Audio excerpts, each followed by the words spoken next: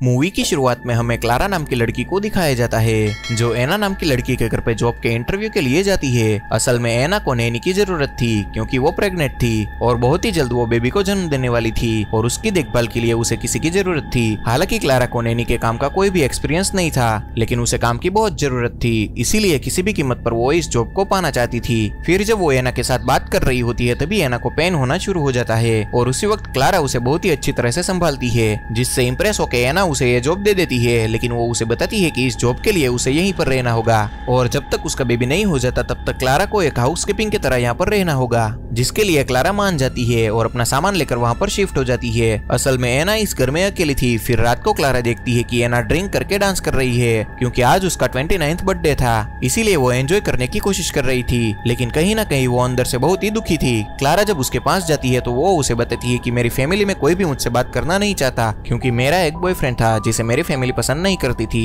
इसी वजह से मेरी फैमिली मुझसे दूर हो गई। ये कहकर वो बहुत ही इमोशनल हो जाती है। फिर अगले दिन जब एना अपना चेकअप करवाने के लिए हॉस्पिटल जाती है तो डॉक्टर उसे बताता है कि तुम्हारा बेबी बहुत ही हेल्दी है, लेकिन तुम्हारा ब्लड प्रेशर बहुत हाई हो रहा है, इसीलिए तुम्हें अब नॉनवेज खाना नहीं खाना है और तुम्हें सिर्फ वेजिटेरियन खाना खाना होगा। ये जानकर क्लारा फ्रिज में से सारा नॉनवेज खाना हटाकर वहाँ पर वेजिटेरियन खाना रख देती है ताकि एना का ब्लड प्रेशर हमेशा नॉर्मल रह सके। फिर उसी रात एना क्लब में जाती है और फिर जब वो लेट नाइट घर आती है तो फ्रिज में खाने के लिए कुछ ढूंढ रही होती है। तभी क्लारा की भी आंख खुल जाती है और जब वो एना के पास आती है तो वो बहुत ही अजीब सा बिहेव करने लगती है और वो क्लारा के शोल्डर पर जोर से काटती है, जिससे उसके शोल्डर से खून निकलने लगता है। क्लारा अपने आप को संभालते हुए एना को अपने से दूर करती है और कहती है कि तुम्हें तुम्हारे कमरे में जाना चाहिए। फिर जब क्लारा वॉशरूम में जाकर देखती है तो उसके शोल्डर से ब्लड निकल रहा था और उसे कुछ भी समझ में नहीं आ रहा था कि एना ने ऐसा क्यों किया। फिर जब अगली सुबह वो एना के पास जाती है तो एना पूरी तरह से नॉर्मल होती है और उसने रात को क्या किया वो उसे कुछ भी याद नहीं था। लेकिन क्लारा को एना की इस हरकत पर शक होने लगता है क्योंकि इंसान चाहे कितना भी ड्रिंक क्यों ना कर ले लेकिन हमेशा उसे वो याद रहता है कि उसने रात को क्या किया था।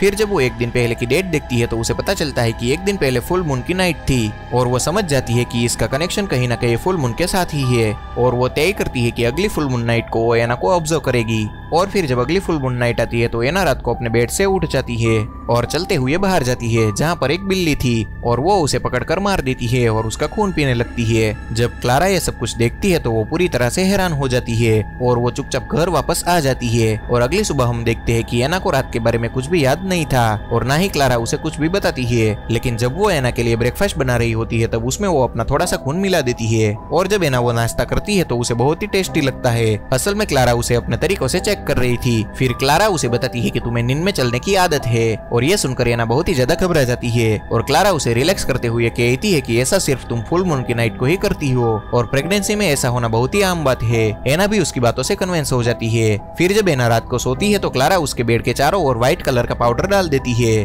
ताकि अगर रात को एना नींद में चले तो उसके पैर पर पाउडर लग जाए और सुबह उसे पता चल जाए कि एना रात को चली थी या नहीं। फिर जब वो अगली सुबह रूम में आती है तो वो देखती है कि एना के पैर पर पाउडर नहीं लगा था, यानी कि रात को वो नींद में नहीं चली थी। फिर एना क्लारा को बताती है कि मेरा एक बॉयफ्रेंड था और एक दिन जब मैं अपने दोस्तों के साथ छुट्टियों पर गई थी जहाँ पर मुझे एक आदमी मिला था जो कि बहुत ही अजीब था और जल्दी ही मेरी उससे दोस्ती हो गई और फिर हम दोनों माउंटेन पर घूमने गए और फिर जब मैं सोकर उठी तो मेरे पास एक गन पड़ी थी और झाड़ियों में मुझे चमकती हुई आंखें दिखाई दी। मुझे कुछ भी समझ में नहीं आ रहा था कि ये क्या है। फिर जब मैं वापस टाउन में आई तो मैंने उस आदमी को ढूंढने की बहुत कोशिश की, लेकिन उस आदमी के बारे में किसी को भी कुछ पता नहीं था और उसके कुछ महीनों के बाद ही मैं प्रेग्नेंट हो गई और इसके बाद मेरा ब्रेकअप हो गया। ये सारी कहानी बताते बताते एना बहुत ही इमोशनल हो जाती है। क्लारा उसे समझाते हुए कहती है कि सब कुछ ठीक हो जाएगा और फिर एक महीना बीत जाता है और फुल मून की नाइट आ जाती है और एना को पेट में बहुत ही दर्द होना शुरू हो जाता है। तभी क्लारा समझ जाती है कि अब उसकी डिलीवरी होने वाली है, इसीलिए वो तुरंत डॉक्टर को कॉल करती है। लेकिन तब तक बहुत ज्यादा देर हो चुकी थी और एना के पेट में वो बच्चे को दिखाया जाता है जो खुद ही बाहर आने की बहुत कोशिश कर रहा था और वो बच्चा एना का पेट फाड़कर बाहर आ जाता है जिससे एना की मौत हो जाती है। फिर जब क्लारा उस बच्चे को देखती है तो वो समझ जाती है कि ये कोई आम इंसान का बच्चा नहीं है बल्कि ये एक वेयरवुल्फ है। फिर क्लारा एना की उसी गन को उठाकर ले आती है जो एना को मिली थी और वो उस गन से शूट करके उस बच्चे को मारना चाहती थी, लेकिन क्लारा ऐसा नहीं कर पाती है, इसीलिए वो उस बच्चे को उठाकर अपना सामान लेकर वहां से निकल जाती है। असल में उसने तय किया था कि वो इस बच्चे को कहीं पर छोड़ देगी, लेकिन वो ऐसा नहीं कर पाती है और वो इमोशनल हो जाती है। इसीलिए वो इस बच्चे को अपने पुराने घर पर लेकर आती है और उसका नाम जोएल रखती है, जो कि एना ने तय किया था। धीरे धीरे वक्त बीतता जाता है और 7 साल बीत जाते हैं। जोएल अब 7 साल का हो चुका था और उसकी लाइफ दूसरे बच्चों की तरह पूरी तरह से नॉर्मल थी और वो उन सब बच्चों के साथ स्कूल जाता है, खेलता है और वो सब काम करता है जो आम बच्चे करते हैं। और ना ही कभी क्लारा ने उसकी असलियत के बारे में किसी को बताया था। लेकिन जब भी फुल मून की नाइट होती है, उस रात को क्लारा जोएल को जंजीरों से बांध देती थी और अगली सुबह हमें दिखाया जाता है कि जोएल के पूरे शरीर पर बाल होते हैं और उसके नाखून बढ़ चुके थे। असल में हर फुल मून नाइट को वो वेयरवुल्फ में बदल जाता था। क्लारा ने यह सच दुनिया से छुपाया होता है और साथ में ही उसने जोएल को हमेशा वेजिटेरियन खाना खिलाया होता है। उसने कभी भी जोएल को नॉनवेज खाना नहीं खिलाया था ताकि उसे कभी भी मांस और खून के टेस्ट के बारे में पता ना चले। फिर जब जोएल के स्कूल में छुट्टियां हो जाती है और क्लारा जॉब पर जाती है तो क्लारा उसे अपनी मॉम के घर पर छोड़कर जाती है। यहाँ पर क्लारा की मॉम देखती है कि जोएल बहुत ही ज्यादा कमजोर लग रहा है और उसे पता था कि वो हमेशा वेजिटेरियन खाना खाता है। इसीलिए क्लारा की मॉम जोएल के लिए नॉनवेज खाना बनाती है ताकि उसे खाकर उसकी बॉडी में ताकत आए। और जब वो उसे नॉनवेज देती है तो जोएल उसे बहुत ही मजे से खाता है। फिर जब क्लारा शाम को घर वापस आती है तो वो देखती है कि जोएल के हाथ में एक फोटो होती है जो कि एना और क्लारा की थी। तभी जोएल उससे पूछता है कि ये कौन है। हालांकि उसने कभी भी उसे एना के बारे में नहीं बताया था। उसने जोएल से कहा था कि वो उसे रास्ते से मिला था, लेकिन अब वो उसे सच बता देती है क्योंकि वो बहुत ही ज्यादा एग्रेसिवली बिहेव कर रहा था। फिर क्लारा उसे बताती है कि ये तुम्हारी मॉम है और जब तुम पैदा हुए तब उनकी मौत हो गई थी। जोएल कहता है कि तुमने मुझे उसके बारे में अभी तक क्यों नहीं बताया और वो क्लारा के साथ गुस्से में बात करना शुरू कर देता है और क्लारा भी गुस्से में आकर उसे उसी के रूम में बंद कर देती है। लेकिन अब जोएल ने उसे जख्मी कर दिया था। क्लारा को कुछ भी समझ में नहीं आता कि वो इतना एग्रेसिव बिहेव क्यों कर रहा है, इसीलिए वो अपनी मॉम के पास जाती है। तभी उसकी मॉम उसे बताती है कि मैंने उसे खाने में नॉनवेज दिया था और क्लारा को समझ में आ जाता है कि नॉनवेज खाने की वजह से वो इतना गुस्से में है और आज भी फुल मून की नाइट होती है।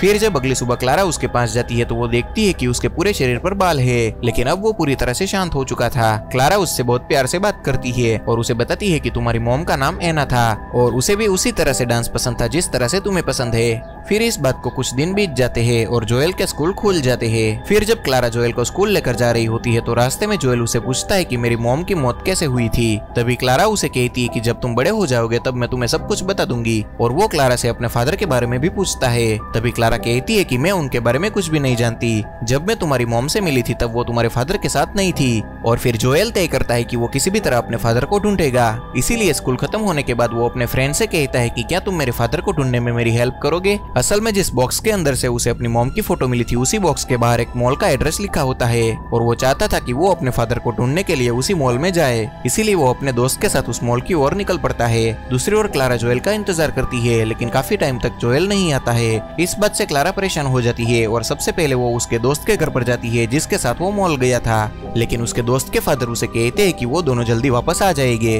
तुम्हें घबराने की जरूरत नहीं है। लेकिन क्लारा के मन में डर होता है कि कहीं जोएल की असलियत सबको पता न चल जाए। फिर वो रात को घर जाती है, लेकिन जोएल अभी भी घर नहीं आया था। क्लारा चाहकर भी पुलिस स्टेशन नहीं जा सकती थी क्योंकि उसने जोएल को लीगली अडॉप्ट नहीं किया था और वो उसका बच्चा नहीं था। वो पुलिस के सवालों का जवाब नहीं दे सकती थी। वहीं दूसरी ओर हमें जोएल और उसके दोस्त को दिखाया जाता है और वो दोनों उस मॉल में घूम रहे होते हैं और अब मॉल बंद होने वाला था और सिक्योरिटी सबको बाहर निकलने के लिए कहता है। लेकिन जोएल अपने दोस्त के साथ वहीं कपड़ों के अंदर छुप जाता है और जब मॉल बंद हो जाता है तब आसमान में हमें चांद को दिखाया जाता है और आज भी फुल मून की नाइट थी। और जब चांद पूरी तरह से निकलता है तो जोएल एक वेयरवुल्फ में बदलना शुरू हो जाता है, जिसे देखकर उसका दोस्त डर जाता है और वहां से भागने लगता है। लेकिन जोएल जल्दी से वुल्फ बनकर उसका पीछा करने लगता है। हालांकि उसका दोस्त लिफ्ट से नीचे जाने की कोशिश करता है, लेकिन तब तक जोएल वहां पर पहुंच जाता है जो कि अब वुल्फ बन चुका था और वो अपने दोस्त को मार देता है और उसे मारने के बाद वो फिर से वापस अपने घर पर आ जाता है।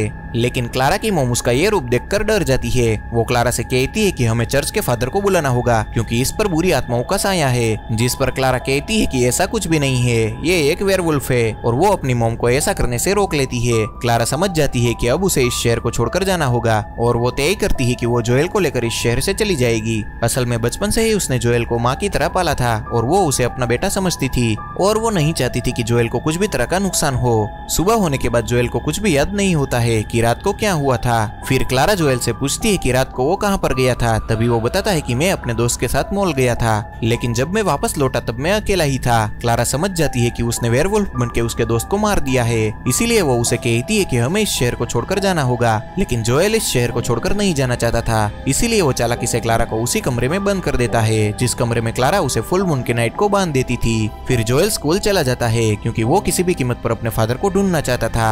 स्कूल जाने के बाद वो देखता है कि आज उसका दोस्त नहीं आया है। वहीं न्यूज में हमें दिखाया जाता है कि उस मॉल में लिफ्ट के पास बहुत सारा ब्लड मिला, लेकिन वहाँ पर किसी की भी बॉडी नहीं मिली। इसका मतलब ये था कि जोएल ने अपने दोस्त को मारकर खा लिया था। वहीं दूसरी ओर क्लारा ऑफिस नहीं गई होती है, इसलिए उसकी कलीग उसके घर पर आ जाती है और वो देखती है कि घर का दरवाजा खुला हुआ है। और जब वो अंदर जाती है तो उसे पता चलता है कि क्लारा को किसी ने कमरे में बंद कर दिया है। वो दरवाजा खोलकर क्लारा को बाहर निकाल देती है। बाहर निकलने के बाद क्लारा व्हाइट कलर का बॉक्स निकालती है, जिसके अंदर वही गन थी जो एना के घर से लेकर आई थी, और वो उस गन को लेकर घर से निकल पड़ती है। असल में वो जोएल को ढूंढना चाहती थी। वहीं हमें जोएल को दिखाया जाता है जो अपने दोस्त के साथ डांस कर रहा था, क्योंकि उसे डांस करना बहुत ही पसंद था। और आज भी फुल मून की नाइट थी। जब चांद आसमान में पूरी तरह से निकलना शुरू हो जाता है तो जोएल एक बार फिर से वेयरवुल्फ में बदलने लगता है। और जब उसे एहसास हो जाता है कि वो असल में क्या है तो वो अपने दोस्त को वहाँ से भागने के लिए कहता है। लेकिन इससे पहले कि वो वहाँ से चली जाती, यहाँ पर जोएल पूरी तरह से वुल्फ में बदल जाता है। वो अपनी दोस्त पर अटैक करने ही वाला था, लेकिन तभी वहाँ पर क्लारा आकर उसके पैर पर गोली चला देती है, जिससे वो जख्मी हो जाता है। और इसके बाद क्लारा उसे उठाकर अपने घर ले जाती है, जहाँ पर सबसे पहले वो उसके हाथों को जंजीरों से बांध देती है और उसके बाद उसके पैर पर जो गोली लगी थी वो उस गोली को निकाल देती है। वहीं हमें क्लारा के घर के बाहर शहर के सभी लोगों को दिखाया जाता है, जिसे पता चल चुका था कि जोएल एक वेयरवुल्फ है, और वो लोग उसे मारने के लिए उसके घर की ओर आते हैं। क्लारा नहीं चाहती थी कि जोएल को कोई भी मारे, क्योंकि उसे पूरा विश्वास था कि जोएल को वो पूरी तरह से बदल सकती है। लेकिन जोएल अभी भी बहुत ज्यादा एग्रेसिव होता है, इसीलिए क्लारा जोएल को वही लोरी सुनाती है जो कभी एना उसे सुनाया करती थी जब जोएल एना के पेट में था। और उस लोरी को सुनकर जोएल पूरी तरह से शांत हो जाता है। फिर क्लारा उसके हाथ खोल देती है और अपना हाथ उसकी ओर आगे बढ़ाती है, जिसके बाद जोएल बड़े प्यार से उसका हाथ क्लारा के हाथ में रख देता है। इसका मतलब कि कहीं ना कहीं उसने अपनी पर्सनालिटी पर काबू पाना सीख लिया था। और फिर क्लारा और जोएल उन लोगों का सामना करने के लिए रेडी थे जो उनके घर के बाहर जोएल को मारने के लिए आए थे। असल में क्लारा जोएल को इसीलिए नहीं मारती क्योंकि उसे विश्वास था कि वो उसे पूरी तरह से बदल सकती है और उसे एक भेड़िया बनने की बजाय उसे एक इंसान में बदल सकती है। जिसका मतलब ये था कि जब उसने जोएल को लोरी सुनाई थी तो वो पूरी तरह से शांत हो गया था, यानी कि वो उसके दिमाग को कंट्रोल कर सकती है और उसे गुड मैनर्स सिखा सकती है। और इसी के साथ हमारी ये मूवी यहाँ पर खत्म होती है। तो दोस्तों, अगर आपको हमारी ये वीडियो अच्छी लगी हो तो प्लीज लाइक करें, शेयर करें और सब्सक्राइब करना बिल्कुल भी ना भूलें।